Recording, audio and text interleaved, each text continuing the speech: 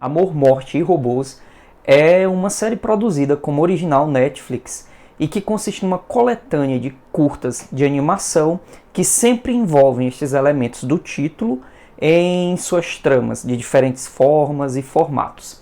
Uma variedade de roteiros aqui nós encontramos que passeiam entre vários gêneros, desde a ficção científica, fantasia, comédia, horror, entre outros. Conta com 2 temporadas, sendo que a segunda acabou de estrear no Netflix, no catálogo da Netflix. E estranhamente, no momento em que eu estou gravando este vídeo, ela não se encontra entre os 10 mais, né, no top 10 da Netflix. Estranhamente. Vamos conversar um pouco sobre isso.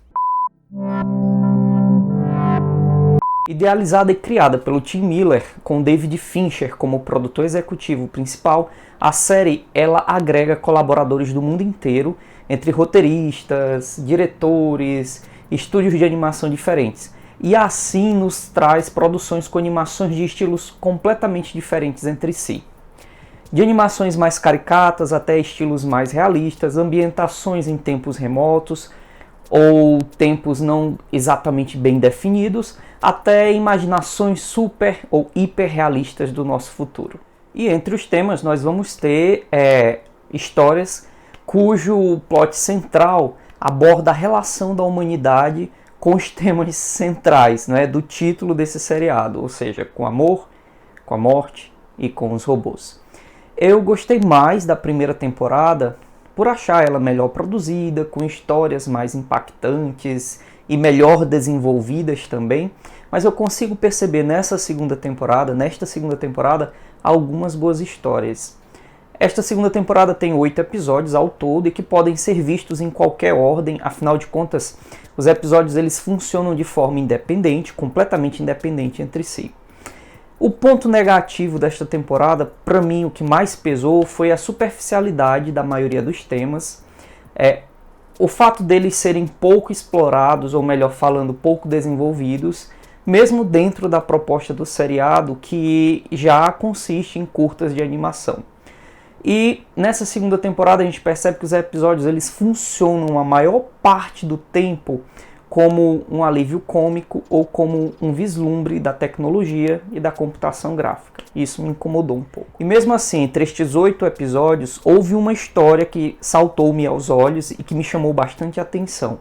Não só por seus gráficos mais realistas, mas pelo tema central explorado nessa história. O episódio se chama Esquadrão de Extermínio. Se você for escolher só um episódio para ver nesse seriado, eu aconselho fortemente que seja esse, mas sinta-se à vontade, sinta-se livre. O episódio consiste o quê? Em que é que consiste esta história? Nós somos apresentados a uma sociedade futurista que apresenta um desenvolvimento muito além do nosso atual, e nessa sociedade se desenvolveu um tratamento que garante a longevidade aos indivíduos daquela sociedade, ao ser humano. E o envelhecimento ele é reversível a partir deste tratamento. Porém, no processo existe um preço, e eles deixam bem claro esse preço, a não fecundidade, que também é proibida por lei, pois estamos diante de uma festa em que ninguém sai. Logo, não se tem como admitir novos convidados. Essa é uma frase que eu tirei do próprio episódio. Ou melhor falando, uma população sem mortes não tem como ter nascimentos. Afinal de contas, o planeta ia ficar super povoado e não haveriam recursos para a manutenção da população do planeta inteiro. Em um primeiro olhar superficial, essa história pode enganar, ela pode parecer apenas uma história sobre longevidade, sobre o processo de viver, morrer em uma sociedade futura, super desenvolvida. Mas se você se der um tempinho a mais nessa história e lançar um olhar um pouco mais minucioso, ou pelo menos com a profundidade que a minha inteligência parca consegue alcançar, você vai perceber diante dessa história uma história sobre eugenia, que é um tema polêmico, com tantos paralelos na nossa sociedade, onde o egoísmo do ser, ele teima com os processos ditos naturais. Um tipo de história que, com certeza, merecia uma produção de maior tempo, né, maior duração e com maior desenvolvimento. E mesmo nesse curto espaço de tempo destinado aos episódios, eu gostei muito do que eu vi. Por fim, eu queria falar para vocês que enquanto eu assistia esta segunda temporada, me veio um estranho saudosismo do não tão remoto catálogo da Netflix em 2015. Um tempo em que aparentemente havia um cuidado maior com os roteiros, com as produções.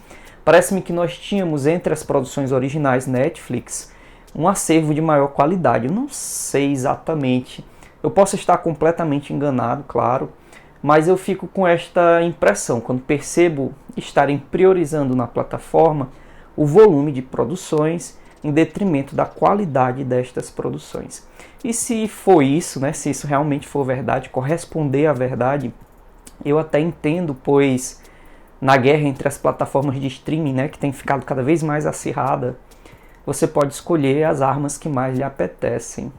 Afinal de contas, o consumidor vai parar para pensar, né, se ele vai querer assinar Amazon, Netflix, Globo, Disney e muitas outras que já se mostram aí no mercado.